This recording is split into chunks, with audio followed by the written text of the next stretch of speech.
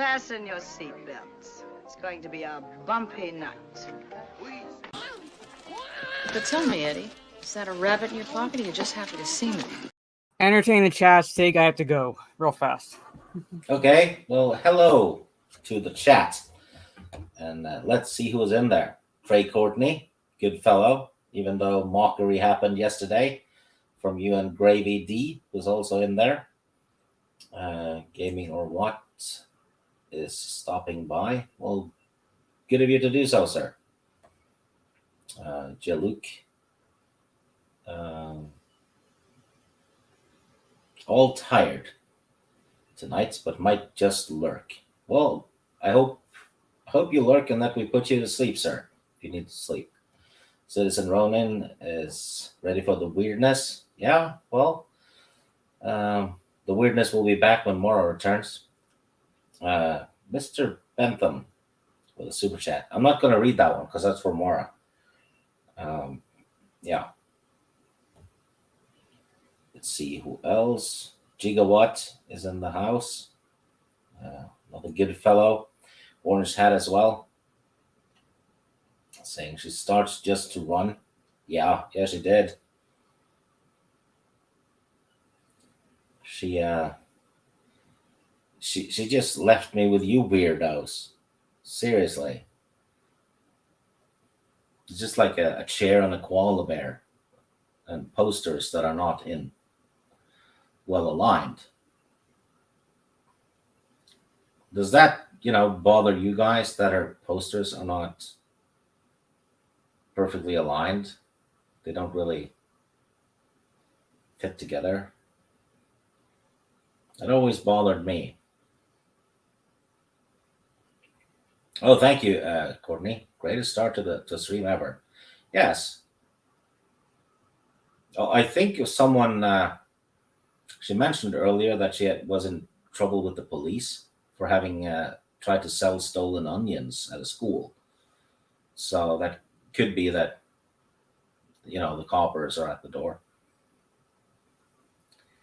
Give us a bad take, Stieg, says Mr. Bentham. Well, I don't know how to. I don't really have bad takes. But I can piss off Trey Courtney a bit, though, by saying shit. What's it? Big Trouble in Little China is overrated. It's not bad, but it's overrated.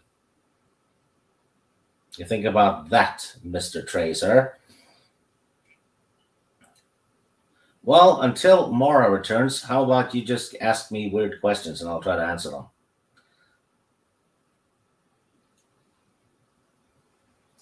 Because this is a spur of the moment thing for me because I didn't know she was going to run until she ran. Yeah, already we were 4 minutes in and I'm being accused of blasphemy. That means this stream is probably going to be a success.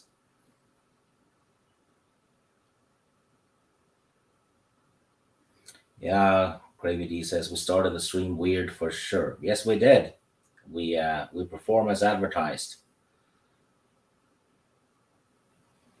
Oh, big blasphemy. Trey Courtney's putting on his big pants today. Did you watch the Wheel of Time show? No, I did not. But I have read the books 4 times. All 14 of them. Actually 15 if you count the prequel. It's kind of thin. But yeah, I didn't want to taint probably my favorite book series. So I skipped it. Sorry about that. I had to run my dog out. Yeah, it's I held the fort mediocrely. So, well, anyway, sorry about that, chat. Like, literally, as I hit the countdown, pretty much. So, I had to wait for the videos. Otherwise, Stig would be, like, backstage the entire time. So, I had to do that and then run. You got a super chat while you were gone? Well, no, it came before. But I'm going to go through the chat. But anyway, so I'm sure Stig kind of introduced himself. No, I didn't. But right. I just talked to them. So I spoke with them in their own language. I don't know what. Okay. And blasphemy happened, apparently. Yes. Trey, what's up? You like the idea of the new show? Well, we'll see how this does. And it was Great. my idea too. Yes. Well, was his idea, but we're gonna see how it goes. This is basically the maiden voyage, so to speak. It's gonna go well as long as there's no pop-ups. So, okay, I'm gonna talk about that after I go through the chat. I am. Gaming, what's up? Just stopping by. Good to see you. Jaluk, hope you feel better. No worries on the lurk. Bring on the weirdness. Yes. And $10 super chat from Mr. Bentham. Just let's go. Thank you so much. Technically I wasn't, but my dog had impeccable timing. So I start, just to run pretty much. Like I said, my dog had impeccable timing. Sitting in the chair. So I don't know if there shouldn't be an echo. I'm not sure what's going on. I don't know. Maybe is there an echo coming from me? I don't know. I mean, you were the only one talking when I was gone, so. Yeah. Well, I don't tend to repeat myself. Great start. I mean, it's like, hopefully it's like not repeated pretty much. It's like, welcome to the stream. Bye. Yeah. Just hey, ran. Darth, good to see you. We're going to talk about positive stuff pretty much. No woke shits. Actually, we're like one of the good things. We'll kind of be dealing with woke, but it's like, when I say it's a good thing, it's because of what an actor is saying, pretty much. No, trust me, they didn't. Let's see. Sorry, they're streaming me for sure. Yes, pretty much. What did you say for Mr. Bentham to say this? I said it's not a bad movie, but I think Big Trouble in Little China is overrated. Yeah, I agree with Gigawatt and Trey and Mr. Bentham pretty much. No, you can't. Yeah, call the president. No, not this time. Tara, thank you.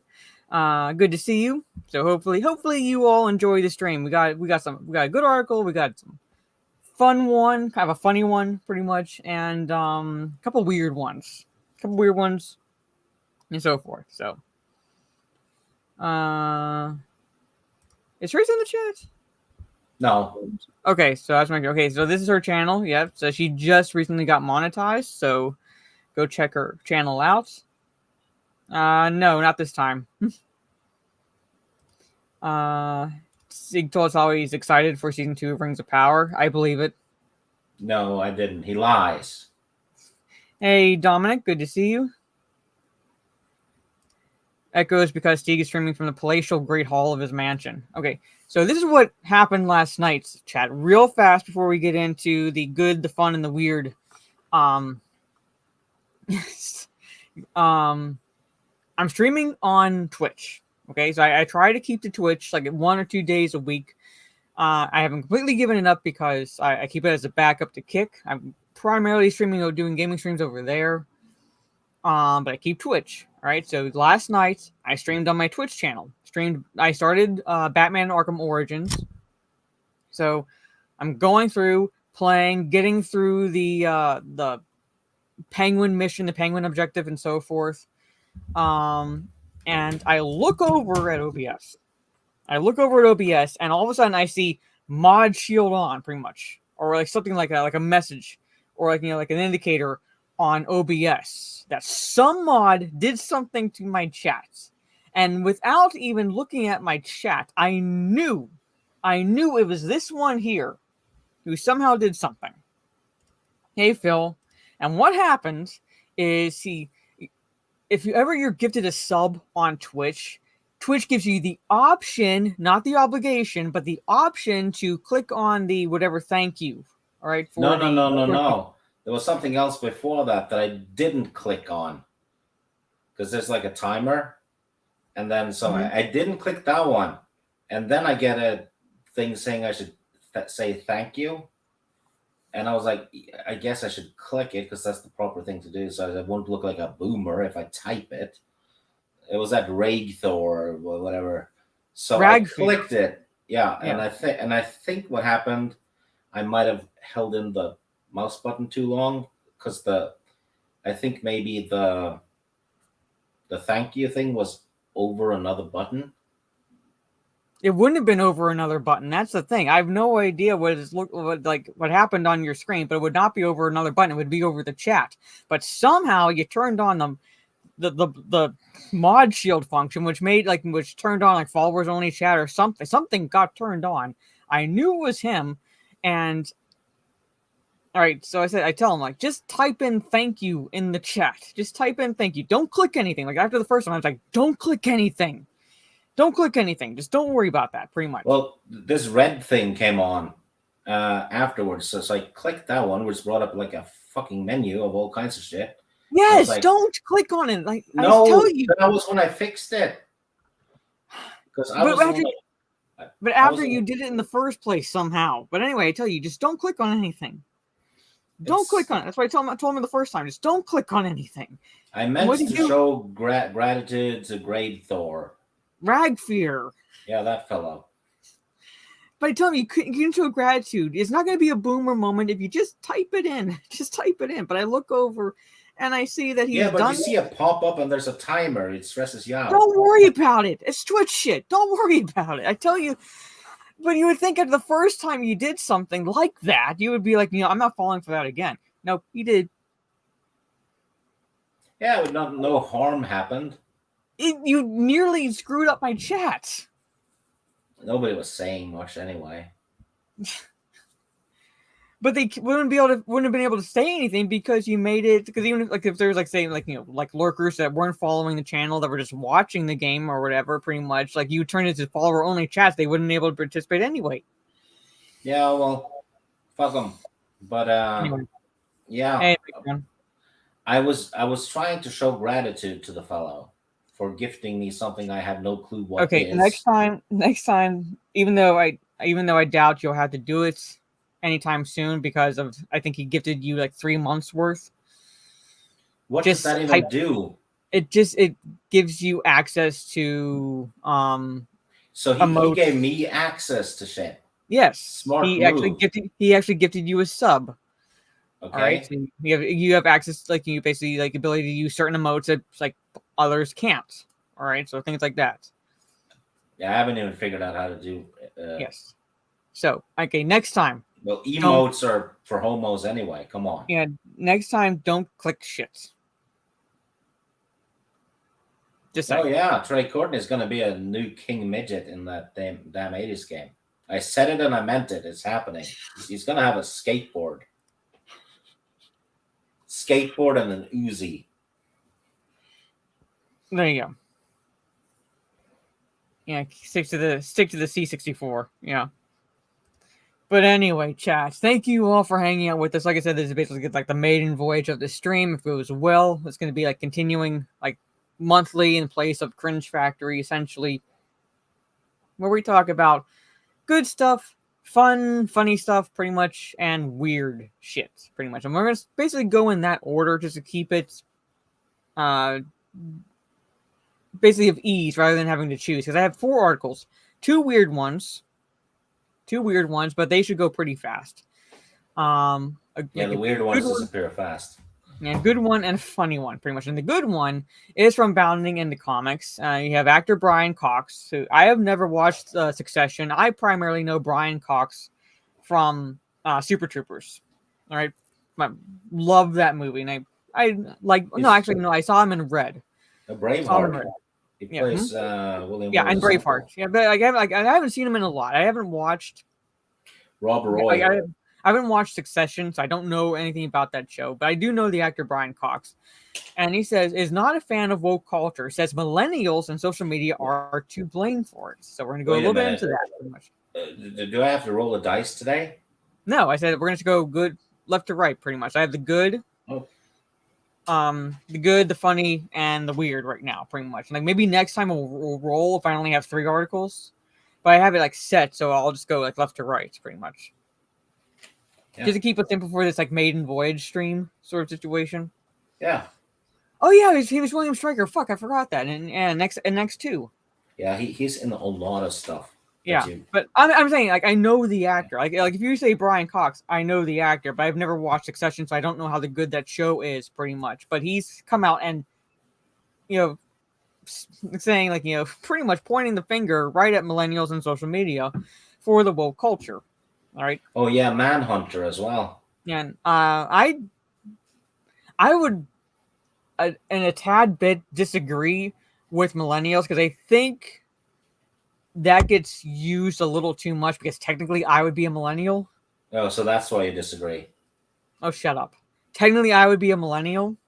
So no, not technically. You're fully planted in the millennial thing. So you're but right, I'm saying, you're in the I soup. think what he means is like Gen Zers. Like Gen Zers, like those like born in like 1995 and later, pretty much. Because millennials, while yes, there are those that are around my age that I'm like looking at them going, how did you fucking survive until now? For the most part, it's the Gen Zers. Yeah. But we're going to go into that article pretty much. Hey, Michael, good to see you. Then we have a funny article that Sieg shared with me. I haven't read this. We'll go through this. But a father of hundreds gets sperm donation ban from Dutch court. So he's been a little prolific. He's been a little too prolific for the Dutch court. So basically, he's gotten a ban. Got a sperm donation ban. So imagine, father of hundreds. Is his father of hundreds. Imagine someone getting fired for drinking on the job, and they're working at the sperm bank. Oh my god. Well, anyway, no. I'm gonna take that back. To it being like, how do I put it this way? I think spitters are quitters, but at least in that case, like, you're with just one person and not like just like a random sperm sample. Anyway, then we got a couple weird articles. I don't know if any of you all have heard of a place called Skinwalker Ranch or know what skinwalkers are, pretty much. But it's those who are interested in the cryptids, pretty much. Skinwalkers are a rather interesting piece or part of Navajo lore, pretty much. And I'm going to go a little bit into that when I go into this article. But there's a place where a lot of bizarre shit happens. It's called Skinwalker Ranch.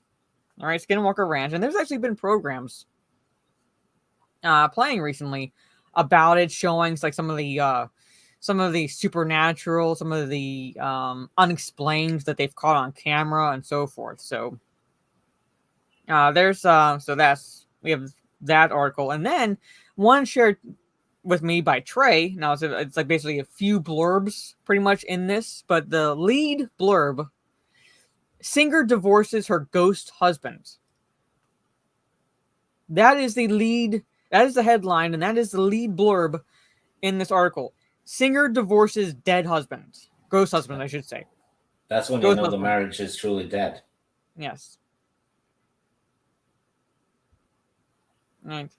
Bad idea. Woman successfully sued a man for child support because he was a sperm donor. So, but like we'll just go into. I haven't read the article, so I have no idea like why the Dutch court stepped in. But we have that one. So, do you know that trick where the guy pulls out and lets the sperm go into his hand, right? And then he uses his two middle fingers to just flick it and go Spider-Man.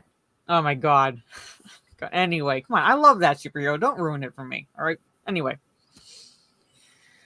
All right. So we're going to start with the good first. We might not go into like the whole, like the articles pretty much, but the good is like what Brian Cox said. So we have Cox and sperm donations and divorces. Yes. Yeah. So did not plan for this, but there it is. Anyway, so like I said, I have not watched Succession, so I have no idea how good it is. I'm not sure what role Brian Cox plays, but he's come out fully against woke culture and pointing the finger at millennials and social media as the blame, for woke culture. He's spot on, right there, immediately. Yeah. So. Right there. Like I feel like that's something good to talk about. It's something good to talk about.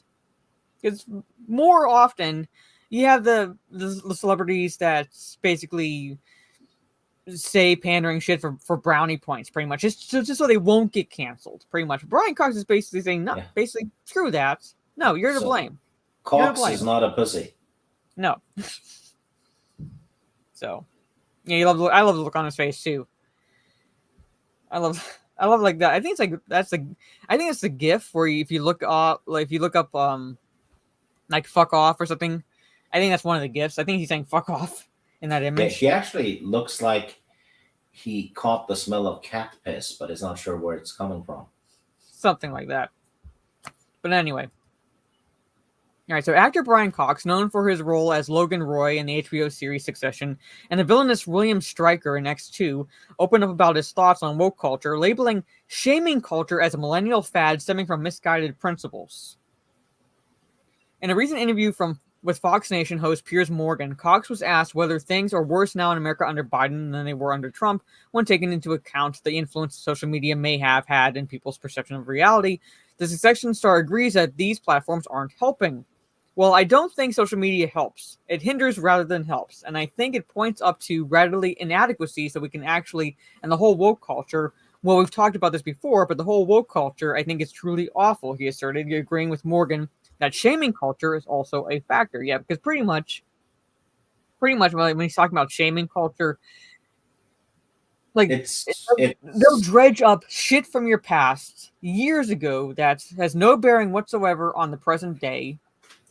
Yeah, kind of like how some people drag up the fact that you clicked the wrong button on Twitch. Oh, come on. No. Days later. I'm gonna dredge that up just because you are the only one that's ever done that in the history of my Twitch channel.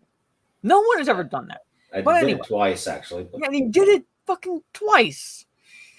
Anyway, but it's like that's what shaming culture is, basically. Like, dredging up shit from the past, pretty much. That has no bearing on the future. No, like, these are people that will tell you not to blame a group of people for like whatever like one person does, but then turns around and blames a whole group of people for what one person does. Case in point, like if a terrorist bombing happens, pretty much, they basically the first ones out there to say, well, it's like, don't blame all Muslims because, like, just blame like the one terrorist or like the one sect pretty much that carried it out. And I like pretty much agree with that. Just point the finger at the actual fucker that did it. All right. But then they turn around and some crazy loon, all right, normally on the left, but some crazy loon takes a gun and goes on a killing spree.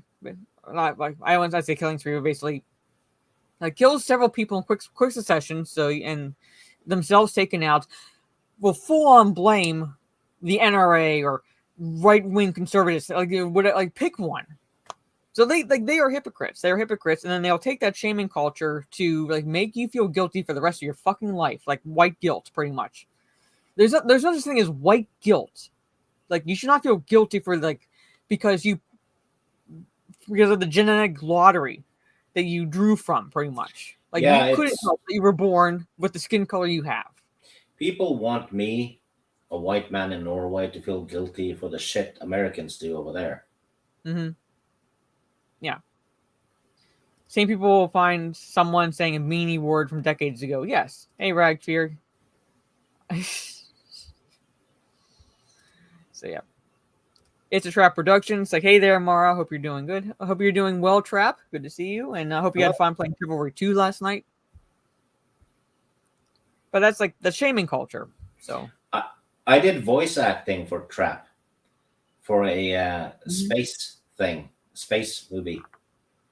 I played an ensign I have one line and then I get blown up. One liner and you get blown up. Yeah, I think like the shields are down or something. And they were. Because you got blown up. Yep. And I did a villain thing for him as well. But I'm not sure if he made it. Mm-hmm. Feeling guilty for someone else is so dumb. I agree pretty much. It's basically saying that I should feel guilty because I'm biracial, but because I'm fair skinned, to them I'm like just full on white, pretty much. But I should feel guilty about and pay reparations for people, like to people who were never slaves in their damn lives. All right, never picked cotton, and my family never owned slaves, pretty much. But I should feel guilty because I'm white, and I should feel sad for them because of what happened to those with the same skin color over a century ago, pretty much. Like actually, over 150 years ago. I should feel guilty. But there it is. That's the shaming culture. So the city I live in got bombed to bits 60 years ago by the Germans. This building was one of the few buildings that were left standing. Everything else was. It looks like Fallout 3. If you look at the pictures, and slavery was longer ago than that. And I'm not asking the Germans for reparations. I wasn't even alive when it happened. Isn't like another Saul Alinskyite rule is basically accuse the other side of the shit you're doing, pretty much? Yes. That's So like basically, it literally is Saul Alinsky's rules for radicals is what they're following. So yeah. Guy, hello. My ancestors were likely slaves in the UK when the Romans occupied there from 50 BC to 400 AD. Where's my I guess, like I said, like every skin color, every ethnicity has been a slave at one point or another in the history of mankind. So, like, does everyone get reparations? So, I'm saying, like, yeah, like, my ancestors were indentured slaves to the British, never got reparations, nor do I want any. And there's still slavery going on in Asia, Africa, Middle East, and so forth. So there's still slavery going on, but no, gotta focus on what's not going on anymore over here. Cox continued, and I don't think where it comes from. I don't know who are the arbiters of the shaming, and it's very hard to pin them down. And it turns out it's usually a bunch of millennials. I suppose in a way, millennials are probably saying, well, you've all screwed it up, so we may as well do something about it. But it's from the wrong principle. It comes from the wrong place. As the interview progresses, Morgan points out that the Chichester Festival Theater added a trigger warning to a new production of The Sound of Music because, quote, the musical touches on Nazi Germany and the annexation of Austria. Holy Christ. So knowing that today's political climate, audiences need to be warned about such content. So the audience doesn't know history, which is probably true. They don't. Yeah, but the fact that there needs to be a trigger warning, I mean, dear God. All right, this is what I mean. This is what I can't stand, Purpose Cox. I can't stand the way we want to rewrite history. I can't stand the way we don't want to acknowledge history, and it's so important to acknowledge what our history is because that defines who we are and where we've got to. He elaborates, and without acknowledging history, we are screwed. You're well and truly screwed, and I think we've not done that nearly enough. Both Cox and Morgan agree that it is other people deciding we ought to be offended rather than the artists themselves. So I'm pretty sure if we dig up all these like dead artists, I don't think they're gonna fucking care if we like their art or not, or if we're offended or not. Like they don't care. Like they don't care. I mean, Beethoven, the composer, he got attacked so hard he's actually literally started decomposing.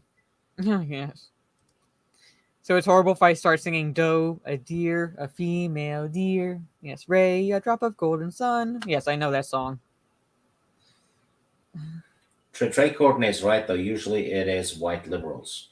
Yeah. What I'll say is white leftists, because liberal, like I've said this before, but the term liberal has been commandeered by the extreme left. It no longer means what it used to mean, pretty much in the classical sense. Yeah, because there's a quote by Winston. Oh, sorry, go ahead. Well, it's been hijacked, and I think most of us would qualify as classic liberals. Mm-hmm. You know, let people do whatever they want to as long as it doesn't harm anyone. You know, that's pretty much now what's morphed into libertarian. Yeah, but that would have been classic liberal. Liberal, so. Just leave people alone, you know. But now it's like it's Marxism, and they're just disguising it as liberalism to avoid getting attacked. Because there's a quote, I believe, by Winston Churchill. Don't quote me on that, but I believe it's by Winston Churchill. Yeah, I'd have to look it up. But it's if you're young and not a liberal, you have no heart. if you're old and not a conservative, you have no brain. Yeah, I've heard of that one too. And Yeah. I think you did it accurately. So that would be the classic liberal, not today's liberal, pretty much. So, all right, so yeah, so I'm not really gonna go into this article, but like brings up because like you have the censoring of the Charlie and Chocolate Factory books, James and Giant Peach, and so forth. They're going after James Bond as well, and so forth. But yeah, so Yeah, they're editing the classic books that are pretty much public domain now. You just pay for the paper, right? all right, here's another briefly touching on the comments made by Michael Sheen, who recently said that it was very hard for me to accept seeing actors who aren't Welsh playing Welsh roles. Cox rebukes, declaring, "I don't find that hard to accept if they can do the work. I mean, I played Labour Party politician Nye Bevan, and I'm a Scot, and I played a Welshman." Yeah, and he's played Americans too. Yeah, Morgan brings up that Stanley Tucci said it was fine for straight actors to play gay roles, and the section star not only agrees, but reveals that playing gay roles opened up many doors earlier in his acting career. Yeah. So, yeah, it's like as long as you can do the job, who cares? Ian McKellen played Magneto. He's straight. Well, Magneto is straight. Ian McKellen is gay. Yeah, Who cares? yeah, exactly. Who cares? Like, it doesn't care because like now you say Magneto, and I'd say like 9 times out of 10, pretty much, people will think, oh, Ian McKellen because of the X-Men movies from the early 90s, from the 90s. Yeah. Or you say Gandalf, people will think Ian McKellen from the Lord of the Rings movies. Ian McKellen said no to the Gandalf role because of the X-Men thing, because he didn't think the scheduling would work. So the X-Men producer actually made sure it worked. So kudos to him. Otherwise, we would have had someone else. Yeah. So I'm saying, like, chances are 9 times out of 10, you say like you say that name or a name of an actor, pretty much who's known for a certain role, and like that's like they wouldn't be able to see anybody else in that role, pretty much. Yeah. And Neil Patrick Harris, also gay, played the straightest character ever in How I Met Your Mother. Actually, not only the straightest character ever, but a womanizer. Yeah. No one fucking cares. Just be able to play the parts. It's called acting. Yes, it's literally it's like it's like when these people went after Bryan Cranston when he played a paraplegic character. I can't remember what the movie's called, but like Bryan Cranston plays a paraplegic, and people were upset about that because Bryan Cranston obviously is not one in real life. And I was telling that to my mom when that was going down, and she's like, so if they remake Miracle Worker, which is about Helen Keller, what are they going to scour the earth for a blind and deaf person? Like what? Yeah. It's like it's called acting for a reason. You're pretending to be someone you're not. That's the whole point. I can't remember who Laurence Olivier, the actor, was talking to, but like he was talking to another actor, and I think it was Dustin Hoffman. Like Dustin Hoffman basically stayed up for like a few days or something like that, basically because he had to play a certain have a certain element to his character, like the exhaustion and so like whatever. I can't remember what movie it was or whatever, but like Laurence Olivier is like, my dear boy, just act tired. Just act tired. It's acting. I'm sure you can figure it out. Makes you wonder what Dustin Hoffman did for Rain Man. So, but I don't quote me on that. Part of me wants to say it was to Dustin Hoffman, but like it might have been to another actor. But I just remember it was something that Laurence Olivier was like, my dear boy, just act tired. Yeah. But anyway. So there's the good article. There's the good article. So now let's go into a little bit of funny and then the weird. All right. So, okay. So let's talk about the father, somehow of hundreds, getting. What would cause the Dutch court to step in and issue a ban? I don't know. Nice. But here it is. So, all right, this is on Reuters. So, father of hundreds gets sperm donation ban from Dutch court. Yeah. It What says, a wanker. yes, it says hundreds. Hundreds. Yeah. That means it's at least 200. Yeah. That means it's at least 200. What a stroke of genius. All right, but let's just see what would cause the Dutch court to step in. So his job is being a handyman. Yes, very much a handyman, apparently. All right, so a Dutch court on Friday. This is from April, right? This is from April, right? But a Dutch court on Friday ordered a man who judges said had fathered between 500 and 600 children around the world to stop donating sperm. The 41-year-old Dutchman, identified by the Telegraph newspaper as Jonathan Mayer, was forbidden to donate more semen to clinics. The court ruling said he could be fined 100,000 euros, which is equivalent to 110,000 per infraction. Between 500 and 600 kids worldwide. Yeah. Oh my God! Imagine the judge Yes. going, "Come on, stop." I think the movie was American Buffalo, but I could be wrong. I know I can't remember. It might be, like I say, I can't remember. I just remember that's what Laurence Olivier said, and I just like laugh at that because it's like, yeah, it's pretty much just act. The court also ordered Mayer to write to clinics abroad asking them to destroy any of his semen that they have in stock, except doses reserved for parents who already had children by him. All right, the decision came after a civil case started by a foundation representing the interests of donor children and Dutch patients who had used Mayer as a donor. They argued that Mayer's continued donations violated the right to a private life of his donor children, whose ability to form romantic relationships are hampered by fears of accidental incest and inbreeding. Yeah, I shouldn't laugh at that. Well, it could happen though. It might have been might have been Marathon Man. Anyway, it could happen. I'm saying it could happen. Like literally, it says 500 and 600 children worldwide. Yeah, and if most of them are in Holland, right, where he's from. I mean, chances are pretty good. Yeah, the odds.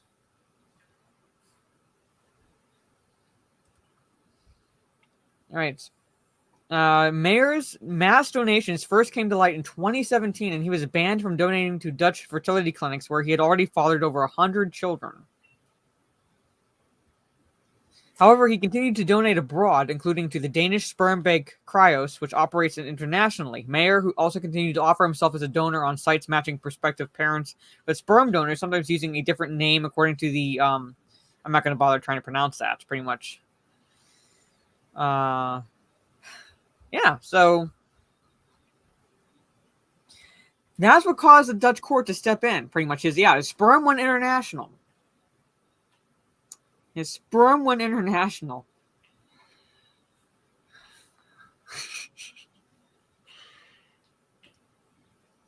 I see. Do you get okay? Not that anyone would know from experience, but do guys get paid if they donate to a sperm bank? Do they get paid? I don't or they know. just like come in, or they just come in, pump a few times, and leave? So you technically you get paid for being a prostitute without a customer. Essentially. Hey, Teresa, good to see you. Trey, yes, I think so. I'm just saying. I think you get bucks. Hey, Soul Assassin. Yes, you can get paid. Okay, but I don't know. But I don't know if that's a. I don't know if that's a thing necessarily worldwide. But granted, I doubt even 500 and 600 children. Like he would get paid enough to be able to remotely come close to paying an infraction or supporting his children, which I doubt. Imagine him calling a female friend and like, "Hey, can you come over and help me with work?" Oh my God! Google search Cryos compensates you for your time and effort during the donation process, which can earn you up to $780 a month.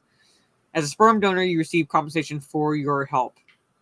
So it's up to $780 a month, but still, he would not earn enough, I don't think, no matter how many times he did it, to be able to support these kids, if at all, if the donor families at all would allow him, and to pay anything towards the infraction if he at all goes to another donor clinic. But yeah, he's basically, if he does it again, he could be fined $110,000 US per infraction. So that if he just does it one time, that's the amount he'd have to pay.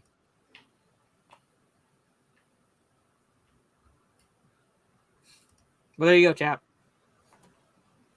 Yeah, that dude had a lot of free time. Imagine if he died from a stroke.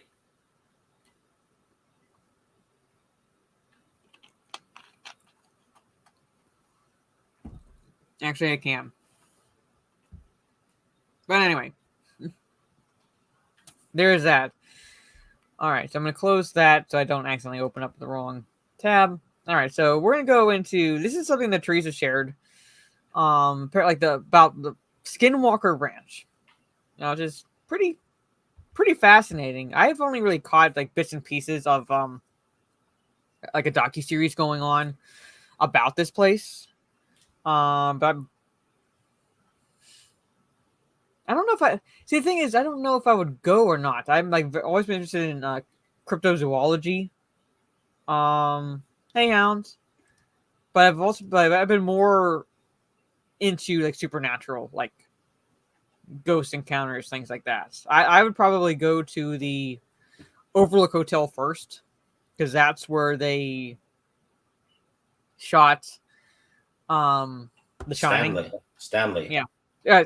Sorry. Well, I mean, Stanley Hotel, called the Overlook in The Shining, pretty much. But that hotel is a legitimate hotel. It still exists. It's still around, and it's actually haunted. So. Yeah, they did that Ghost Hunters thing. Yeah. They went there. They almost saw a lot of things, like they usually do. So, but anyway, I've actually my mom and I did a ghost hunting tour at a not exactly local, but basically at a former police station that's no longer in use, was reportedly haunted, and we actually caught an EVP. Actually, technically two EVPs, but one it was just below our normal auditory senses, that I couldn't get it clear enough on the tape, but you could tell that something was trying to come through. But my mom and I were in the room, and at one point my mom asks, "Are you lonely here?" And it's clear as day on the recording, which we didn't when I was playing it back, you could hear a yes. So, hey, Damien. It's weird that they can speak, though, given that no lungs. Mm-hmm. So, you want to look up the origin of a phrase, and you know what? I'll show you guys. Because there's an origin to a phrase that I don't think you realize what that origin is. All right, but I'm gonna try to find it and show you guys pretty much. But anyway, this is Skinwalker Ranch. So Utah. All right, so Skinwalkers, for those who do not know, basically are part of the Navajo lore. All right, and they're shapeshifters, demonic in nature, but they are shapeshifters. All right, and there's this place in Utah called Skinwalker Ranch, and they're trying to uncover the mystery surrounding it. And what is that mystery? Well, let's just go right into this. All right, so regulars maintain someone can spend weeks at Skinwalker Ranch and nothing bad, odd, or unusual will happen. And then in an instant, everything changes. You get that sense you shouldn't be here. Sometimes the hair will start standing up on your arms, says Ranch Superintendent Thomas Winterton. I've had a feeling of dread or terror come over me, and I can't get off the ranch fast enough. The feelings roll in like a thunderstorm, and Winterton said they often precede the mysterious events that have become synonymous with the ranch. Now the focus of a hit TV series with a 10-episode second season set to launch sometime next year on the History Channel. Like I said, I've seen some of the episodes, so they're fascinating. You should check them out, pretty much. I'm generally skeptical too, but I've seen some things that were caught on camera that I'm like, they're not exactly easy to explain. I'm not saying that everything caught on camera is supernatural or related to the Skinwalker lore or anything like that, but there are they do show some things where I'm like, I cannot explain that. I don't like. There's like not something in natural science that I know of that could explain it. All right, I'm not saying like everything. Just but some stuff I've seen where it's like there's something like something might be going on around that area. All right, so let me just zoom in a little bit. So, yeah. All right, so poltergeist activity, UFO sightings, cattle mutilations, bizarre injuries, transient radiation spikes, and anomalous visual and audio phenomena have all been either reported or documented over the decades. I came on the ranch as a complete skeptic, Winterton said. Then he said he was tasked with carving out some dirt roads on the property to improve accessibility. The legend here on Skinwalker Ranch is don't dig. I've had a mysterious bump develop on my head pretty rapidly, and over the course of a few days, my scalp completely separated from my skull. Right. The shadow of the Skinwalker has loomed over the property, dating back to a curse apparently placed on the lands long ago by a Native American tribe. The shaman cursed this ground with this demonic being that can take the form of, people say, a wolf, coyote, or crow, or human. And Skinwalker, they are shapeshifters.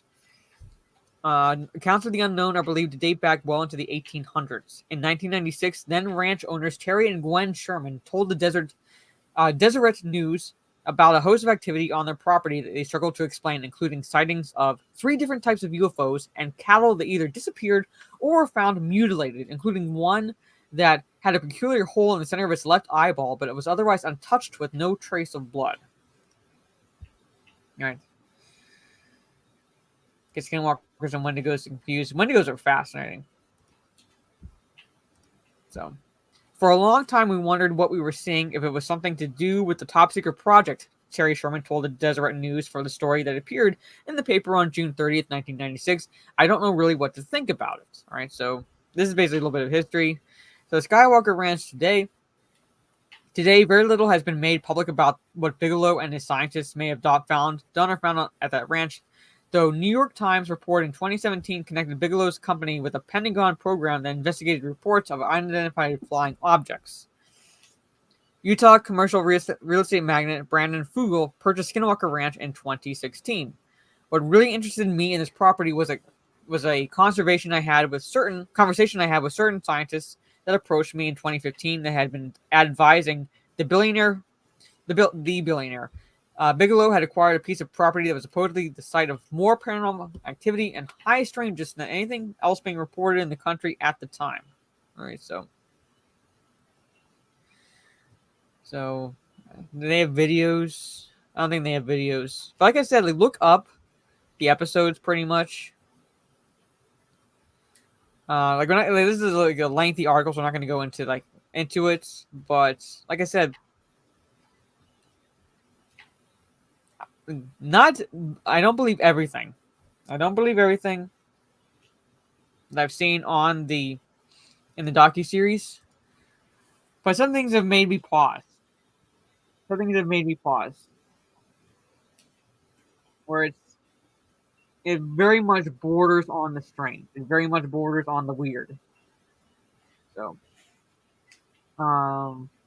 and I've generally been into, not as much as my one brother, but I've read about cryptids, or basically cryptozoology, which includes the likes of Sasquatch, Yeti, the Wendigo, the Cockapoo, the Mothman, the Chupacabra, and so forth. And I think Bigfoot for the most part is real. I think there's a creature out there, because there are there's miles of forest that have not been at all explored. Just like there's vast depths of the ocean that have not been explored either. So we have no idea what creatures. Like we have not even. I don't think we've cataloged all the creatures on Earth. So the chances are very likely that there is an ape-like creature, Bigfoot, that exists, and it's probably because knows how to hide, knows how to camouflage itself. Is probably why it hasn't been sighted too many times. But at the same time, I'm enough of a skeptic where I'm like, I need a bit more definitive proof than like blurry images or blurry video, because some of that can be a hoax. I'm not saying it all is, but some of it could be a hoax. It's I'm open to the interesting that possibility the Bigfoot does exist. it's kind of weird that every time someone sees Bigfoot and films them, they always have a shit camera. That's what I'm saying. It's like because most of like the sightings that people have had cameras are like the old cameras. Like somehow no one's caught anything on like cameras as good as like what we have on our phones. Yeah. So I need a little bit better quality video to go, holy shit, there it is. Because I believe it's out there. But I'm like, until I see otherwise, I'm a little bit of a skeptic with the proof. I'm a little bit of a skeptic with the proof. I need a bit more. Cryptozoology, when the duck-billed platypus was first shown to scientists, they still couldn't believe it really existed. I mean, if you looked at that creature, would you believe it existed? It's like even like you're looking right at it. I can't believe that thing exists. But I'm saying creatures like that do exist. I'm not saying that there's no Bigfoot or anything. I just need a bit better proof, better footage.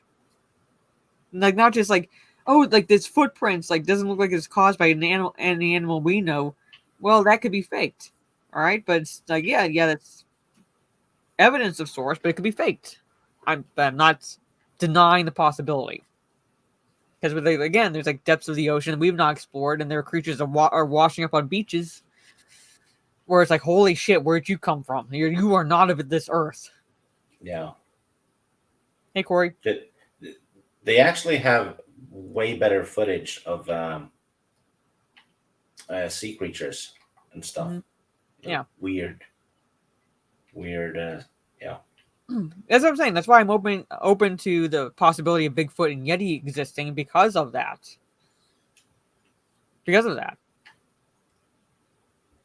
So I'm open to it.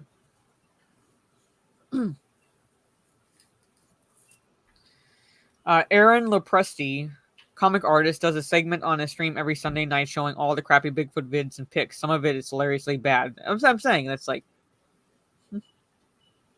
I'm not trying to pan believers of Bigfoot or anything like that. I'm just saying I need better footage, better pictures. I want that literal silver bullet. Holy shit, there it is. Yeah, like Mothman, Chupacabra. I can't explain. Like that's those are pretty much legends. But I believe legends stem from something that actually happened. Now, what it was, I don't know. What that creature was, we don't know. But like legends start from somewhere. So gorillas were mythical until the early 1900s. Exactly.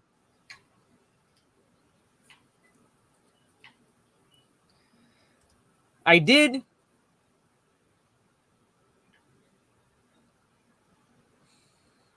enjoyed it for the most part. I'm not a fan of what they do to the cats, because my one baby is on the floor. Right, I'm not a fan of what they do to the cats, but I have seen Sleepwalkers. So there was I'm not saying like every instance pretty much, but they was talking about like the bridge collapse, the infamous big bridge collapse in 67, I want to say 67, and how like it was believed that the Mothman was spotted just before it happened, and one of the experts they had on the program believes that he could debunk that. The sighting, at least, because there's an owl. There's a species of owl that had similar features. So if you see it at night, like as described by people who think they saw a Mothman, so if you saw it at night, it would appear to be supernatural of sorts, but he thinks it would have been an owl. But the thing was flying. It wasn't human. No, it wasn't human size. It was flying. It was flying. The way that people described it, it was flying towards them. And it's like, I'm saying that's a possibility of. That's a possible explanation for that, because this owl does have an impressive wingspan.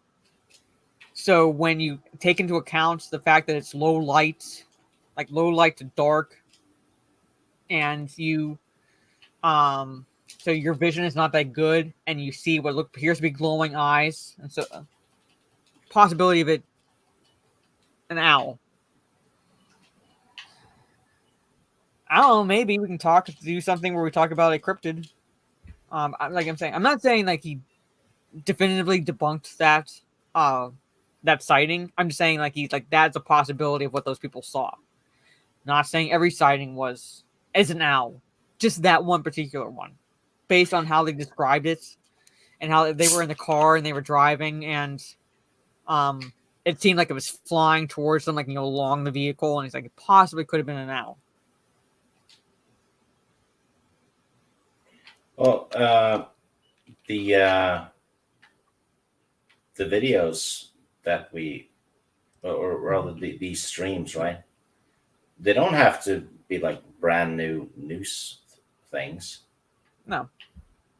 Could have but there's look up Skinwalker Ranch. It's pretty fascinating. Yeah, I don't believe that Jersey Devil's a little too movie monster, but that's another legend. So. Napoleon was the first. I think it was Napoleon, the first who coined it. Mm-hmm.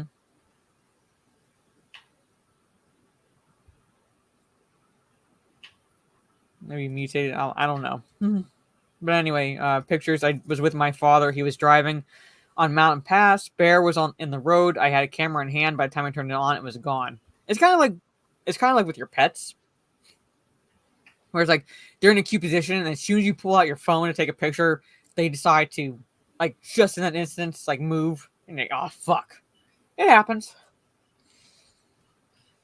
It's like the animals themselves sense when you're going to turn the camera on or take a picture. We have one more article. It's more like blurbs, but I'm just gonna share this with you. Look at this headline, folks.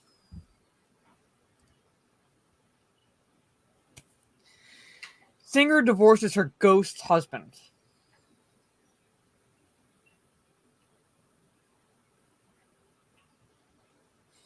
This was shared with me by Trey. Did she marry the ghost, or did he become a ghost? Yeah, they went through a marriage ceremony and everything. So. I do like cryptids. Aussies have a Bigfoot creature called the Yowie. They were a different one called the Bunyip. If you all want me to do a stream every now and then where I pick a cryptid, let me know. I'll do it. I would need time because I would have to find pictures and things like that to go through and describing where the legend stems from and so forth. But I'll do it. I've generally been interested in that stuff. So. So yes, Trey says Trey and Gravy say yes, and Trey says all the yeses. But divorced her ghost husband, yes. Jake Happers, does ghosts even have stuff? Do it right now? No, I can't do it right now. Did he sleep with Keisha? Hey, giggles and bits. Well, here we go. We'll just get into it. Pretty much, it's a few blurbs, so this will be fast. All right? So, okay. So, a singer who married the ghost of a Victorian soldier has said that they are divorced less than a year later.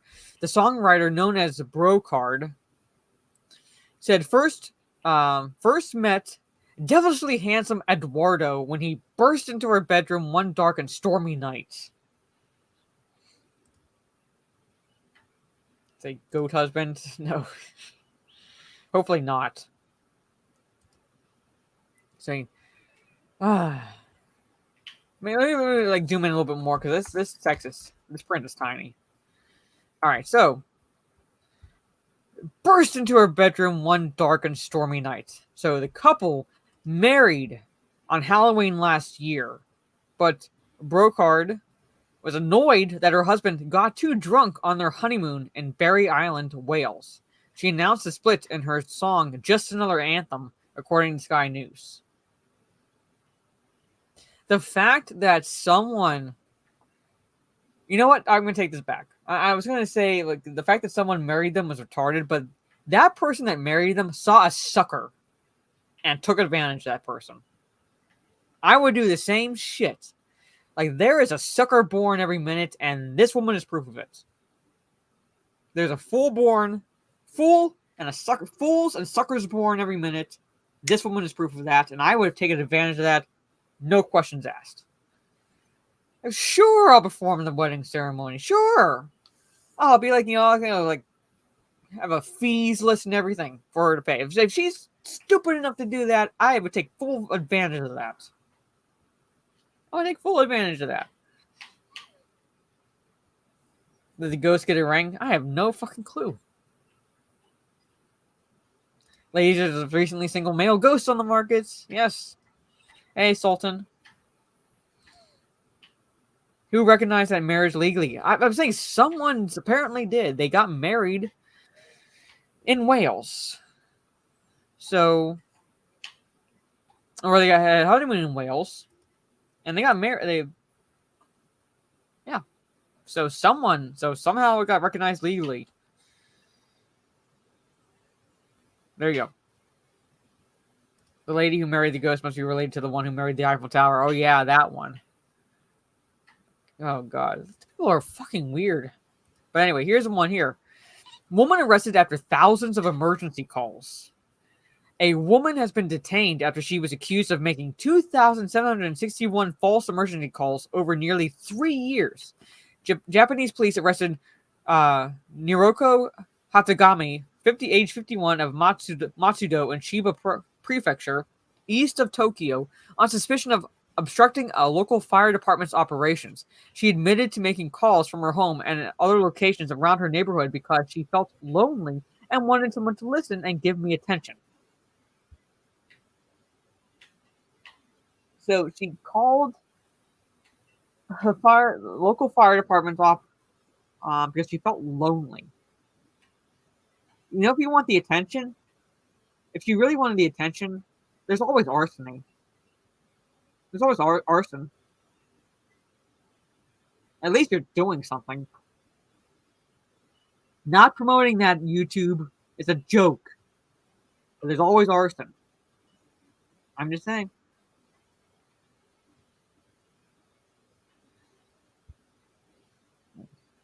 The whale is crazy, yes.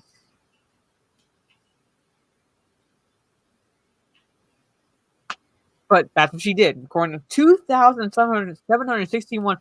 How the fuck are you that lonely that you make nearly 2,800 false emergency calls? Even over 3 years. How are you that fucking lonely? Why not just call a regular person? I mean, don't you have friends, family that you can talk to? I mean, there are bars, yeah. I mean, like, you could always find someone that will listen to you somewhere.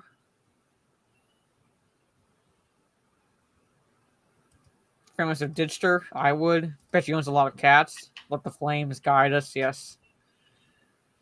Get a pet. Like, literally, get a pet. If you're that lonely. All right, the last one. All right, so iPhone sells for 400 times original price. A first-generation iPhone from 2007 was auctioned for $190,372.80, setting a new record for the holy grail of collectible iPhones. Who's the fuck's collecting them? said UPI. The auction of the factory sealed it's factory sealed. It hasn't even been used. What the hell? Factory sealed 4 GB model handset ended with a winning bid of more than 400 times the device's original price. Its extreme scarcity is directly related to its limited production, and said LGC Auctions in its listing. The same auction house previously sold an 8 GB iPhone from 2007 for $63,356.40 in February. Who the? I'm sorry. I know, I know it would be a collector, but who the fuck is collecting them?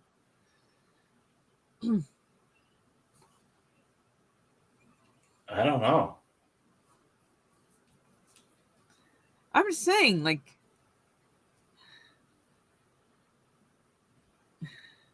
it's not the weirdest shit I've seen people collect, but it's probably the most useless. Because you literally cannot use it. You literally cannot use it. It might as well be a nearly $200,000 paperweight at that point.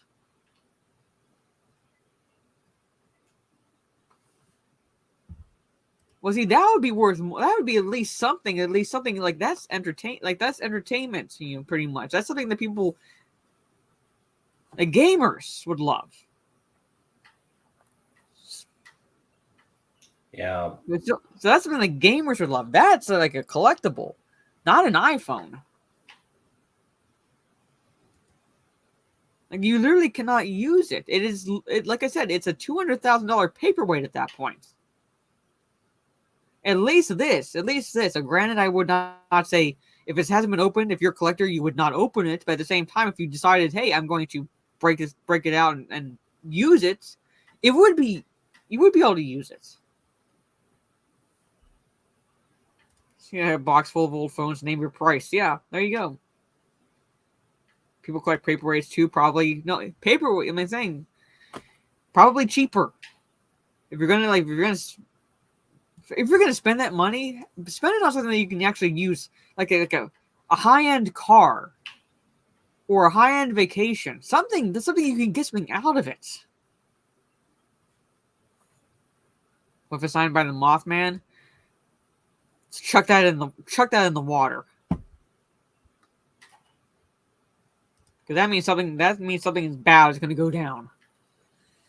Buy a high-end building, something at least something that's going to be of some use to you. Something. But anyway, I want to. That's the last of this. So, what did you think of those blurbs, Steve? I don't feel I need an old iPhone.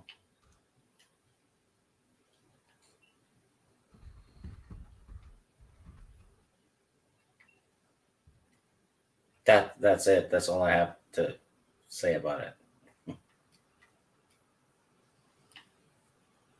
All right.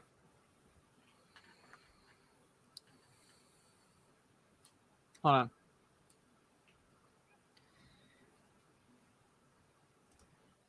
So, this is an article from 2014, but I actually read this in a book. All right.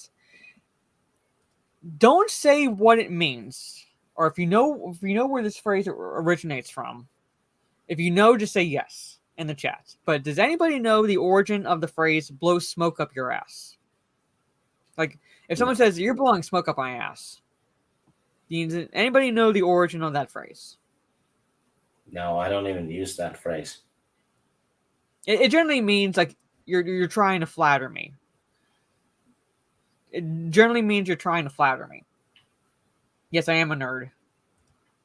All right. But get this. Get this, chat.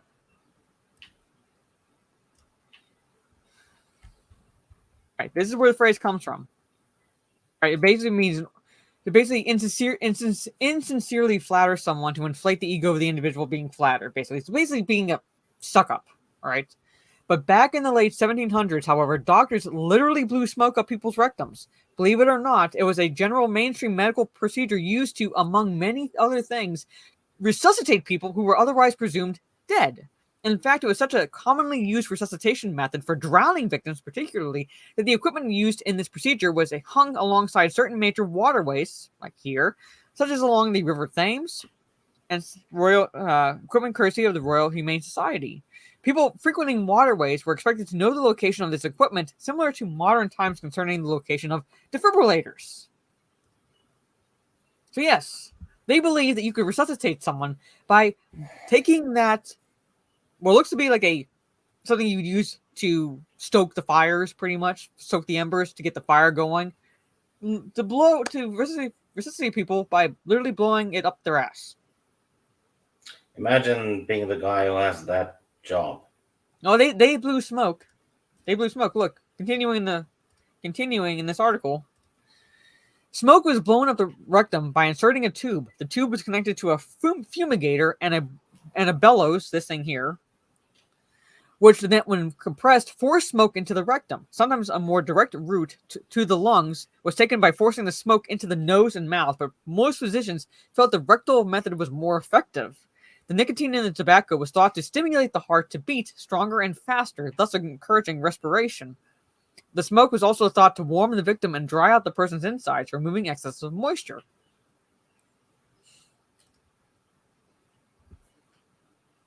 So there's your little lesson for the day, chat. Now you can walk up to a family member or a friend and go, do you know where the phrase blow smoke up your ass means? Yeah, and if you're ever in a situation where you have to resuscitate people, don't use that method. Yeah, but that is the method. So, I mean, you can look it up. But that is the method. That is where that phrase comes from. So, when right now, like I said, it means to insincerely flatter someone, basically to boost their ego, to suck up, to be a brown noser. But that was the original. That was where it stems from, pretty much. Literally believing that you could resuscitate someone by blowing smoke up their ass. Yeah. So you're watching Jeopardy, and that comes up, and you're like, I know. So there it is. Whoever is getting that treatment will be rolling coal. Yes. Some people say they would pay big bucks for that. I mean, there's always a market somewhere. But there it is.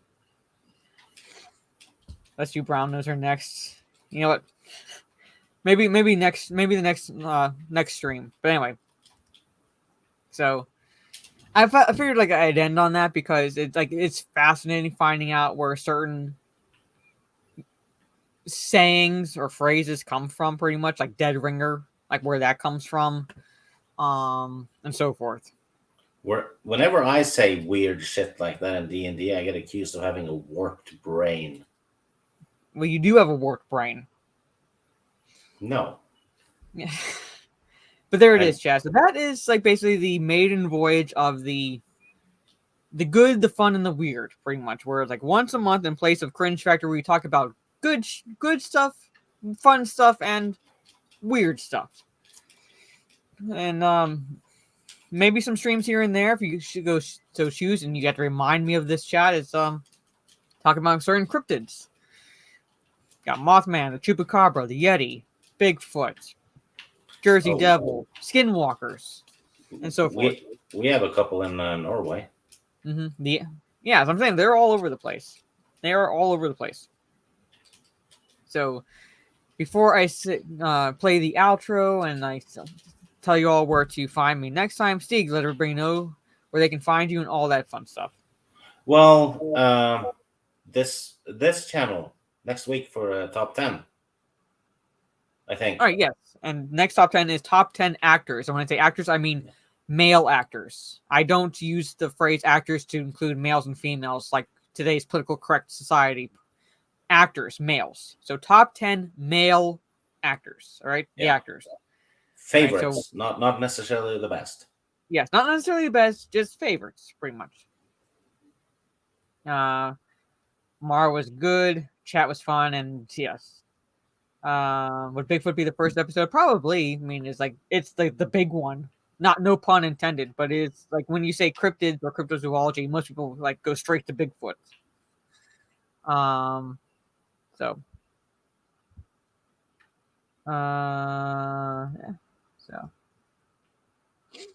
yeah. Right, I'm trying to click this one. Thank you.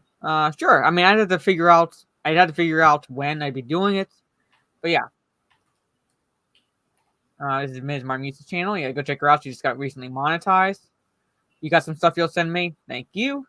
It's like if you come across like good stuff, fun stuff, or even weird stuff, like send it my way. It like kind of like helps me like with my schedule right now. So yeah.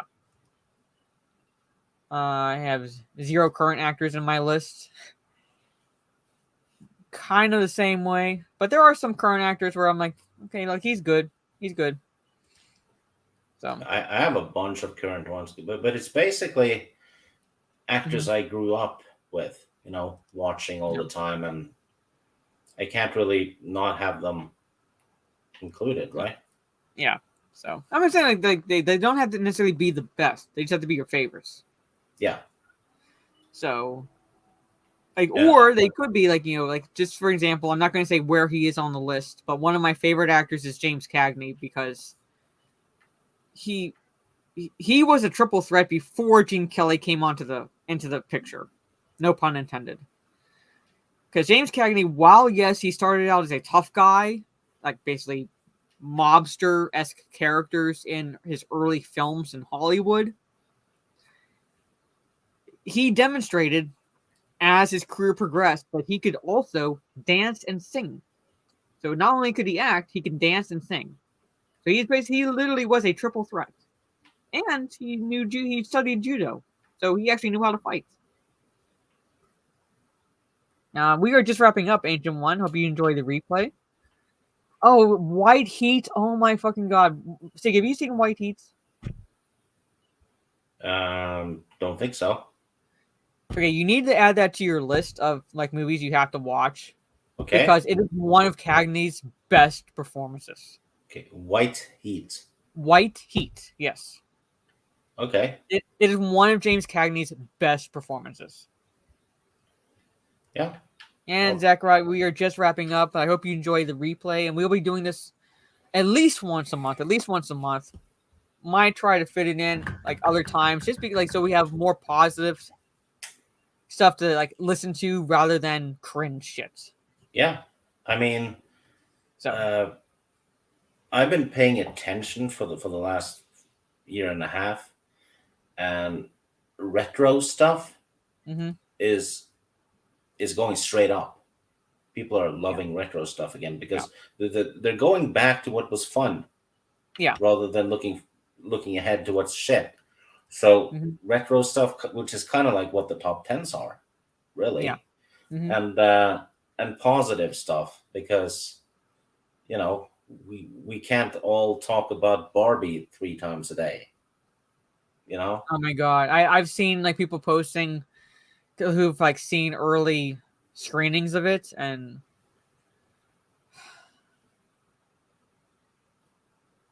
it's like I've seen like ultra feminist, toxic masculinity, like I'm like Jesus Christ, I gotta sit through that shit. I'm not paying for it, but I gotta sit through it. That's why I do my channel the way I do. Yep. So, no, he was this guy here the whole time. What? You know what, Ancient One? This is for you. I'm dedicating this to you, Ancient One. There you go. There you go. Retro stuff. There's only 120 years worth of movies to watch. Should be able to find something out there. Yeah. So yeah. But anyway, so thank you, chat. Thank you. Actually, Trey has a good point. It says trans Barbie. That's so damn ironic that Barbie got a dick before Ken. Yeah, pretty much. But anyway, so thank you, chat. I'll be on my Twitch tomorrow evening, either playing, depending on how I feel, either playing Apex, a little bit of Apex multiplayer, or the Warhammer Space Marine game, giving that a go. I'm staying the fuck away from Twitch. just don't click on anything. Friday, I don't know if I'm going to be able to do the 2 streams I normally do, just because I don't know what my schedule is going to be like necessarily, and it might be a bit noisy with some of the work going on around here. So I might just do a gaming stream, and in that case, I'll be on my kick, and I might just play some Uno. So come check that out and just chill Friday afternoon. And singles tomorrow. Yes, singles tomorrow. Singles tomorrow. Sorry, I can't be on Twitch tomorrow. My bad, because I will be watching Highlander and talking about it with Orange Chat tomorrow evening. So sorry about that, chat. I completely forgot about it. Sorry, Orange Chats. It has been that type of week. It's been that type of week where it's like just everything is like happening all at once. Yes, we will be talking about Highlander tomorrow. Awesome movie. Awesome. Yeah, so come check that out, 8 p.m. Eastern. So what I'll try to do, if I am able to do a gaming stream, it'll be in the afternoon on Twitch. So it'll be an afternoon stream on Twitch, and it'll still either be Apex or Warhammer. So, but tomorrow evening, Highlander, 8 p.m. Eastern. And then, like I said, Friday probably be just a kick stream, but not sure if I'll be able to do a solo stream or not. And Saturday, I don't think I'm going to be able to do a gaming stream in the afternoon, but Saturday evening, 9 p.m. Eastern, roughly around that time, will be Talk Nerdy to Us. It'll be on Steph's channel, My Nerdy Home. And we'll be talking the fucking Barbie movie. So thank you, chat, for and this will be the pink stuff. This will be whatever pink I have while I'm watching it. And I told her I'll try to find a pink shirt to wear during the stream. But there it is. I'll be watching the Barbie movie for Saturday's stream. So take care, everyone. Have a good rest of your day or evening, depending on where you are in the world. And I will see you all next time. Peace. Good night.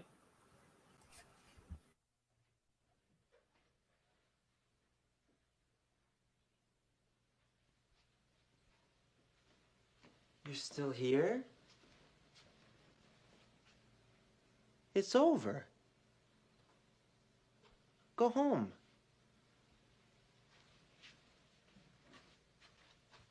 Go.